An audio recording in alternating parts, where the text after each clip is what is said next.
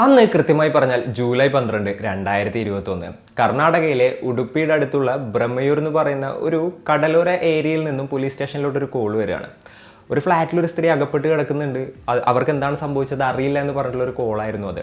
പോലീസുകാർ ഉടനെ തന്നെ അങ്ങോട്ട് എത്തുകയാണ്. അവിടെ എത്തി നോക്കുമ്പോൾ ആ ഒരു ഫ്ലാറ്റ് പുറത്ത് നിന്ന് ലോക്ക് ചെയ്തിട്ടുണ്ടായിരുന്നു. അപ്പോൾ അവർ പൂട്ട് പൊളിച്ച് അകത്തോട്ട് കിടക്കുകയാണ്. അകത്ത് കയറിയപ്പോൾ കണ്ട കാഴ്ച അതിഭയാനകമായിരുന്നു. വളരെ ക്രൂരമായിട്ടുള്ള രീതിയിൽ രക്തത്തിൽ കുളിച്ച് കൊല്ലപ്പെട്ട് കിടക്കുന്ന 35 വയസ്സുള്ള ആ ഒരു സ്ത്രീയെയാണ് അവർ കണ്ടത്. അപ്പോൾ ആരാണ് ആ സ്ത്രീ? എന്തിനാണ് ആ ഒരു കൊല നടന്നത്? എന്തൊക്കെയാണ് അവരുടെ ജീവിതത്തിൽ സംഭവിച്ചത്? പോലീസുകാർ ഈ ഒരു കേസ് എങ്ങനെയാണ് അന്വേഷിച്ചത്? ഇത്തരത്തിലുള്ള കാര്യങ്ങളൊക്കെയാണ് ഇന്നത്തെ വീഡിയോയിലൂടെ നമ്മൾ സംസാരിക്കാൻ പോകുന്നത്. Hello guys, welcome back to the channel. Razin this side. വിശാലഗംഗ എന്നായിരുന്നു ആ കൊല്ലപ്പെട്ട സ്ത്രീയുടെ പേര്. വർഷങ്ങൾക്ക് മുൻപ് ദുബായിൽ ജോലിയുള്ള രാമകൃഷ്ണൻ എന്ന് പറയുന്ന ഒരാളെ ആയിരുന്നു അവർ വിവാഹം കഴിച്ചിട്ടുണ്ടായത്. അതിനുശേഷം അവർ രണ്ടുപേരും ദുബായിലായിരുന്നു താമസിച്ചിരുന്നത്. ഇനിയിപ്പോൾ രാമകൃഷ്ണൻ്റെ ഫാമിലിയുടെ കാര്യം നോക്കിയിട്ടുണ്ടെങ്കിലും വിശാലയുടെ ഫാമിലിയുടെ കാര്യം നോക്കിയിട്ടുണ്ടെങ്കിലും രണ്ടുപേരുടെ ഫാമിലിയും അത്യാവശ്യം റിച്ച് ആയിട്ടുള്ള ഒരു ഫാമിലിയാണ്. അതുപോലെ തന്നെ നല്ല എഡ്യൂക്കേറ്റഡ് ആയിട്ടുള്ള ആളുകളാണ്. സോ ഇതൊരു അറേഞ്ച്ഡ് മാരേജും കാര്യങ്ങളൊക്കെ ആയിരുന്നു. ഇവരുടെ ലൈഫ് നല്ല രീതിയിൽ ഹാപ്പി ആയിട്ട് ജീവിച്ചിങ്ങനെ പോവുമായിരുന്നു. പിന്നെ ഇവർ രണ്ടുപേരും സ്ഥിരമായിട്ട് ഇടയ്ക്കിടെ നാട്ടിൽ വരുന്ന ആളുകളുമായിരുന്നു. അങ്ങനെ പോകുന്നവരുടെ ലൈഫിൽ ഇവർക്കൊരു കുഞ്ഞു കൂടെ പിറക്കുകയാണ്. അപ്പോൾ രാമകൃഷ്ണൻ്റെ ഫാമിലി ആവട്ടെ അതുപോലെ തന്നെ വിശാലയുടെ ഫാമിലി ആവട്ടെ, രണ്ട് ഫാമിലി നല്ല ഹാപ്പി ആയിരുന്നു. കാരണം തങ്ങളുടെ മക്കളുടെ ലൈഫ് നല്ല രീതിയിൽ മുന്നോട്ട് പോകുന്നുണ്ടല്ലോ എന്നുള്ളൊരു സന്തോഷം അവർക്ക് ഉണ്ടായിരുന്നു. വിശാല ഇടയ്ക്കിടെ നാട്ടിൽ വരാറുണ്ടായിരുന്നു. പേരൻസിന് എന്തെങ്കിലും കാര്യം ഉണ്ടെങ്കിൽ, അല്ലാന്നുണ്ടെങ്കിൽ വേറെ എവിടെയെങ്കിലും പോകാനുണ്ടെങ്കിൽ അപ്പോൾ 2-3 ദിവസമൊക്കെ നാട്ടിൽ വന്നിട്ട് തിരിച്ചു പോകുമായിരുന്നു. രാമകൃഷ്ണനും അതേപോലെ തന്നെയാണ്. ആൾക്ക് എന്തെങ്കിലും ആവശ്യമുണ്ടെങ്കിൽ ഇതേപോലെ തന്നെ കുറച്ച് ദിവസങ്ങൾക്ക് വേണ്ടിയിട്ടും നാട്ടിൽ വരാറുള്ള ആളുകളായിരുന്നു. അതായത് ഫ്രീക്വൻ്റ്ലി ഇതേപോലെ തന്നെ ട്രാവൽ ചെയ്യുന്ന ആളുകളായിരുന്നു ഇവർ. അങ്ങനെയാണ് ഈ വിശാല നാട്ടിലോട്ട് വരുന്നത് 2021. കുറച്ച് ഡോക്യുമെൻറ്റ്സും കാര്യങ്ങളൊക്കെ സൈൻ ചെയ്യാനുണ്ടായിരുന്നു. അപ്പോൾ അതിന് വേണ്ടിയിട്ടായിരുന്നു തൻ്റെ പാരൻസിൻ്റെ അടുത്തോട്ട് വിശാല എത്തിയത്. അങ്ങനെ അവിടുത്തെ പരിപാടിയും കാര്യങ്ങളൊക്കെ കഴിഞ്ഞു. അങ്ങനെ നിൽക്കുന്ന ഒരു സമയത്ത് അവരുടെ മകളുടെ ബർത്ത്ഡേ ആയിരുന്നു. അപ്പോൾ ബർത്ത്ഡേ ഒക്കെ സെലിബ്രേറ്റ് ചെയ്യാം പാരൻസിൻ്റെ കൂടെ എന്ന് വിചാരിച്ചു. അപ്പോൾ കേക്കൊക്കെ ഓർഡർ ചെയ്തിട്ടുണ്ടായിരുന്നു. അപ്പോൾ അന്നത്തെ ദിവസം അങ്ങനെ സ്പെൻഡ് ചെയ്യുന്നതിൻ്റെ ഇടയിൽ ഹസ്ബൻഡായിട്ടുള്ള രാമകൃഷ്ണൻ്റെ കോൾ വരികയാണ്. നമ്മൾ ബാങ്കിലെ ലോക്കറിൽ വെച്ചിരിക്കുന്ന കുറച്ച് ഗോൾഡും പണവും എടുത്തിട്ട് ദുബായിലോട്ട് വരുമ്പോൾ കൊണ്ടുവരണമെന്ന് പറയാനായിരുന്നു ആ ഒരു കോള്. അതായത് ആൾക്ക് അവിടെ കുറച്ച് പൈസയും കാര്യങ്ങളൊക്കെ ആവശ്യമുണ്ട്. സോ ഇവിടെ നമ്മളുടെ ഗോൾഡും കാര്യങ്ങളൊക്കെ ഇരിക്കുന്നത് എടുത്തിട്ട് വരാൻ പറഞ്ഞു. വിശാല നേരെ തൻ്റെ പാരൻസിൻ്റെ അടുത്ത് പറഞ്ഞു, എനിക്ക് ബാങ്കിൽ കുറച്ച് പരിപാടി ഉണ്ട്, രാമകൃഷ്ണൻ ഇപ്പോൾ വിളിച്ചിട്ടുണ്ടായിരുന്നു, അപ്പോൾ ഞാൻ ബാങ്കിൽ പോവാണ്, കുട്ടീനെ നോക്കിക്കോ, ഞാൻ പോയിട്ട് കേക്കും കാര്യങ്ങളൊക്കെ വാങ്ങിയിട്ട് വരാമെന്ന് പറഞ്ഞുകൊണ്ട് അവർ അവിടെ നിന്ന് നേരെ പോവുകയാണ്. അവർ ആദ്യം തന്നെ നേരെ ഇറങ്ങി അവരുടെ സ്വന്തം ഫ്ലാറ്റിലോട്ടാണ് പോയത്. കാരണം ഡോക്യുമെൻറ്റ്സും കാര്യങ്ങളൊക്കെ അവിടെയാണല്ലോ.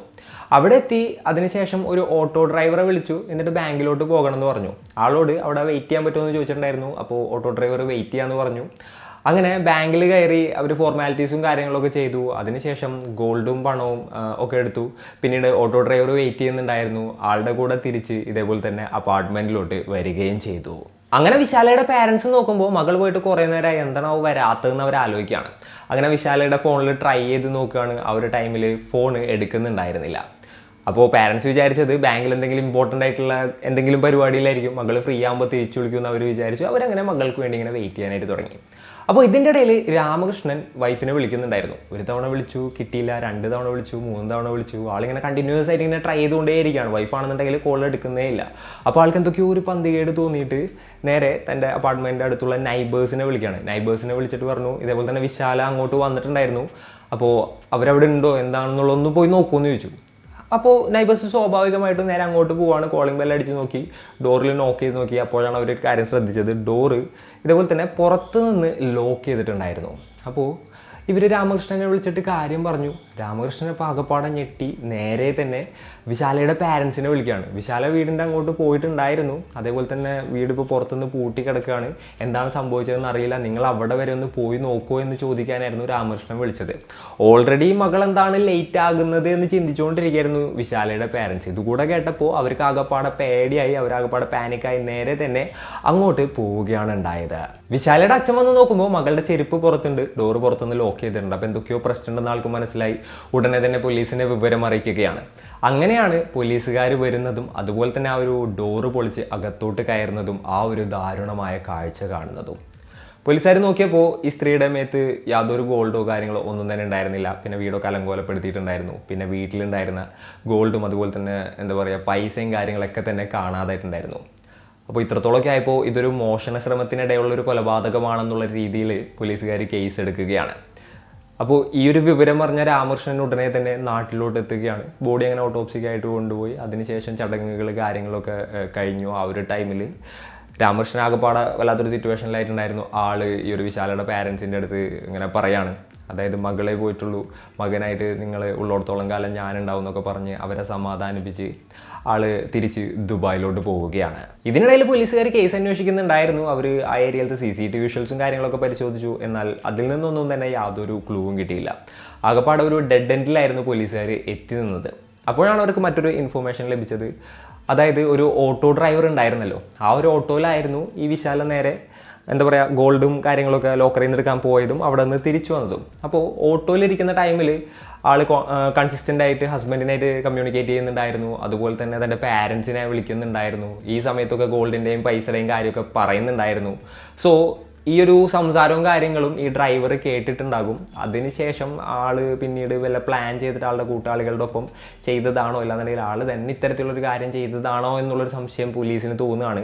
അങ്ങനെ ആ ഒരു ഡ്രൈവറെ കസ്റ്റഡിയിലെടുത്തു, നല്ല രീതിയിൽ ചോദ്യം ചെയ്തു. അപ്പോൾ പോലീസിന് മനസ്സിലാക്കാനായിട്ട് സാധിച്ചത് അയാൾക്കും ഈ ഒരു കൊലപാതകത്തിനും തമ്മിൽ യാതൊരു പങ്കുമില്ല എന്നുള്ളതാണ്. അപ്പോൾ ഇങ്ങനെ പോലീസുകാർ സ്റ്റക്കായിട്ട് നിൽക്കുമ്പോൾ അവർക്ക് വേറെ ഒരു കാര്യം ക്ലിക്കാവുകയാണ്. അതെന്തായിരുന്നു എന്ന് വെച്ച് കഴിഞ്ഞിട്ടുണ്ടെങ്കിൽ ആ വീട്ടിൽ 2 കോഫിയുടെ കപ്പിരിക്കുന്നുണ്ടായിരുന്നു. സോ പരിചയമുള്ള ആരെങ്കിലും അകത്ത് കയറിയിട്ട് ഇത്തരത്തിലുള്ള കാര്യം ചെയ്തിട്ടുണ്ടാകാനാണ് സാധ്യത. അല്ലാന്നുണ്ടെങ്കിൽ ചായ ഒന്നും ആർക്കും ഉണ്ടാക്കി കൊടുക്കേണ്ട കാര്യമില്ലല്ലോ.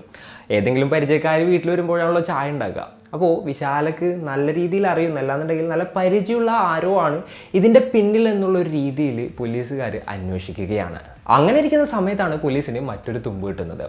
ആ അപ്പാർട്ട്മെൻറ്റ് അവർ സെർച്ച് ചെയ്ത സമയത്ത് അവർക്കൊരു ഫോൺ കിട്ടിയിട്ടുണ്ടായിരുന്നു. രാമകൃഷ്ണൻ്റെ അടുത്ത് അത് ആരുടെ ഫോണാണെന്ന് ചോദിച്ചു. അപ്പോൾ രാമകൃഷ്ണൻ പറഞ്ഞു അതെൻ്റെ പഴയ ഫോണാണ്, അത് ഉപയോഗിക്കാറില്ല, അങ്ങനെ വീട്ടിൽ കിടന്നിരുന്നതാണെന്ന് പറഞ്ഞു. പോലീസുകാർ ആ ഒരു ഫോണിൻ്റെ ഡീറ്റെയിൽസും കാര്യങ്ങളൊക്കെ ചെക്ക് ചെയ്ത് നോക്കിയപ്പോൾ അവർക്ക് ഒരു കാര്യം മനസ്സിലായി. ആ ഒരു ഫോണിൽ നിന്ന് ഏകദേശം 6 മാസങ്ങൾക്ക് മുൻപ് മധ്യപ്രദേശുള്ള ആർക്കൊക്കെയോ കോള് പോയിട്ടുണ്ട്. 6 മാസത്തിന് മുൻപ് ഇതേപോലെ കുറച്ച് കോളുകൾ പോയിട്ടുണ്ട്. അതിനുശേഷം കോളുകളേ പോയിട്ടില്ല. എന്നാലും ഈ 6 മാസത്തിന് മുൻപ് കുറച്ച് കോളുകൾ എങ്ങനെ മധ്യപ്രദേശിലുള്ള ആളുകൾക്ക് പോയി, പിന്നീട് എങ്ങനെ ആ ഒരു കോളുകൾ നിന്നു എന്നുള്ളൊരു സംശയം പോലീസിന് തോന്നുകയാണ്. രാമകൃഷ്ണൻ്റെ അടുത്ത് അതിനെക്കുറിച്ചിട്ടുള്ള ക്വസ്റ്റ്യൻസും കാര്യങ്ങളും ചോദിച്ചപ്പോൾ ആൾ നൈസായിട്ട് ഒഴിഞ്ഞു മാറാനുണ്ടായത്. അങ്ങനെ വന്നപ്പോൾ പോലീസിന് എന്തൊക്കെയോ പന്തികേട് തോന്നുകയാണ്. അങ്ങനെ കൂടുതലായിട്ട് പോലീസുകാരെ അന്വേഷിച്ചപ്പോൾ രാമകൃഷ്ണനാണ് ഈ ഒരു കൊലയുടെ പിന്നിലെന്ന് പോലീസുകാർ കണ്ടെത്തുകയാണ്. ഈ ഒരു വിവരം അറിഞ്ഞ വിശാലയുടെയും എന്താ പറയുക രാമകൃഷ്ണൻ്റെയും പേരൻസിന് അക്ഷരാർത്ഥത്തിൽ ഞെട്ടിപ്പോവുകയാണ്. അപ്പോൾ ഇതിൻ്റെ ഒരു കാരണം എന്തായിരുന്നു എന്ന് വെച്ച് കഴിഞ്ഞിട്ടുണ്ടെങ്കിൽ രാമകൃഷ്ണന് കഴിഞ്ഞ ഒരു വർഷമായിട്ട് ഭാര്യനായിട്ട് പൊരിഞ്ഞടിയായിരുന്നു.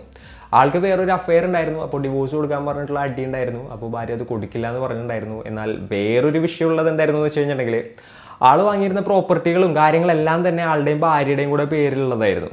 അപ്പോൾ ഇനിയിപ്പോൾ ഡിവോഴ്സ് കൊടുത്തു കഴിഞ്ഞിട്ടുണ്ടെങ്കിൽ തന്നെ ആ പ്രോപ്പർട്ടി എല്ലാത്തിൻ്റെ ഷെയറും കൊടുക്കേണ്ടി വരും, പിന്നെ താൻ മെയിൻ്റനൻസും കൊടുക്കേണ്ടി വരും എന്നുള്ളൊരു ചിന്ത ആളുടെ ഉള്ളിലുണ്ടായിരുന്നു. അപ്പോൾ എങ്ങനെയെങ്കിലും അത് ഒഴിവാക്കണം, ഭാര്യനെ ഒഴിവാക്കണം. സോ അതിനുള്ള ഒരു മാർഗ്ഗം എന്ന് വെച്ച് കഴിഞ്ഞിട്ടുണ്ടെങ്കിൽ ഭാര്യയെ ഇല്ലാതാക്കലാണ് എന്നുള്ളൊരു രീതിയിൽ ആൾ ചിന്തിക്കുകയാണ്. അങ്ങനെ ആളൊരു പ്ലാൻ ഇട്ടു.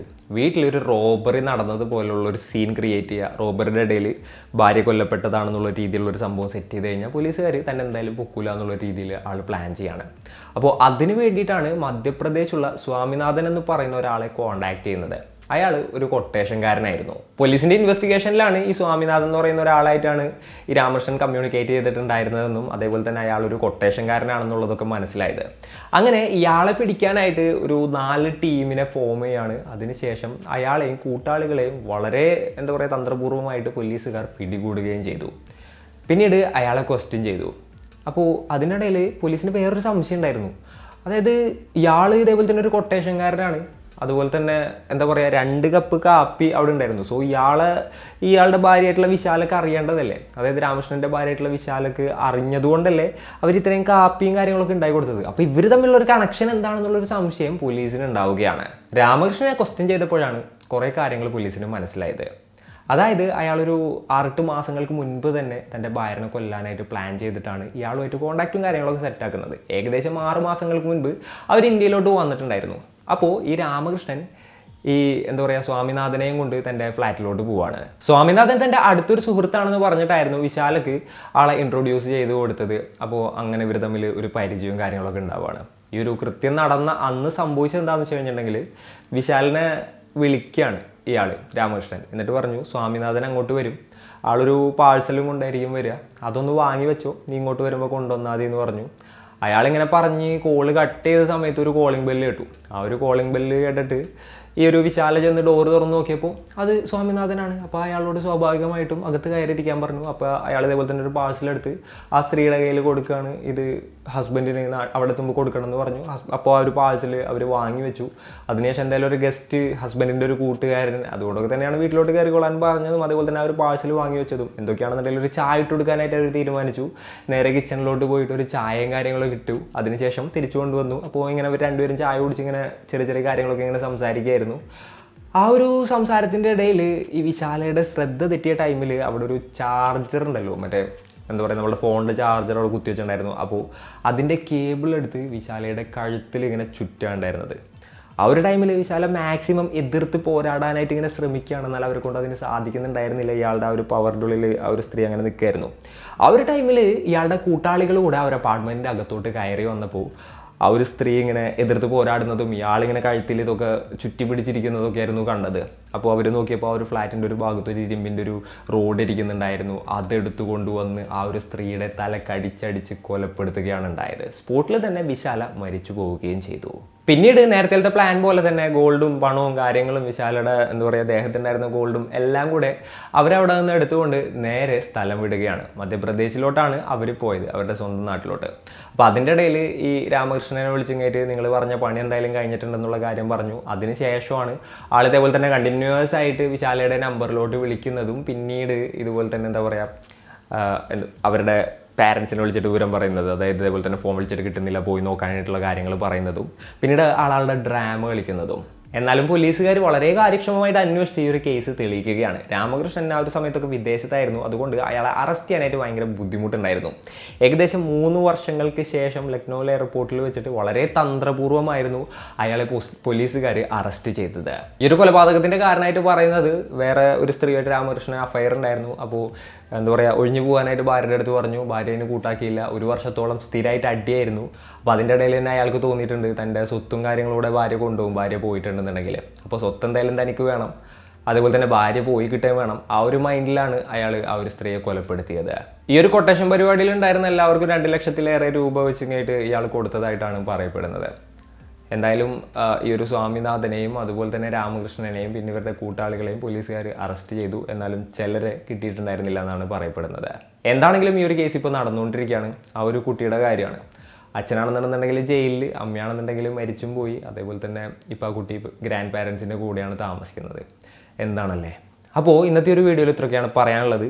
ഈ ഒരു സ്റ്റോറി കേട്ടപ്പോൾ നിങ്ങൾക്ക് എന്താണ് തോന്നിയത്? നിങ്ങളുടെ തോട്ട്സും മറ്റും എന്തൊക്കെയാണെന്നുണ്ടെങ്കിലും താഴെ കമൻറ്റുകളായിട്ട് രേഖപ്പെടുത്തുക.